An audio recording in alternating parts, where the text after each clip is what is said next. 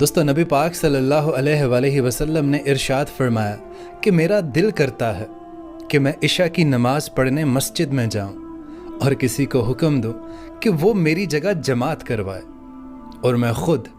مدینے کے نوجوانوں کو اپنے ساتھ لوں اور انہیں کہوں کہ لکڑیاں اکٹھی کرو،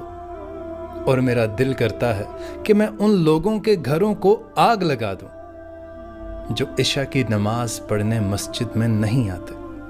میرا جی چاہتا ہے کہ وہ برباد ہو جائیں، جل جائیں، خاک ہو جائیں۔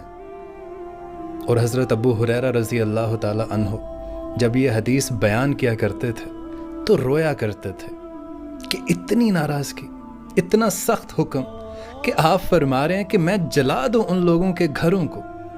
جو عشاء کی نماز پڑھنے مسجد میں نہیں جاتے۔ اور دوستو یہ حدیث آپ کو سوچنے پر مجبور کر دے گی کہ عشاء کی نماز پڑھے بغیر ہم یہ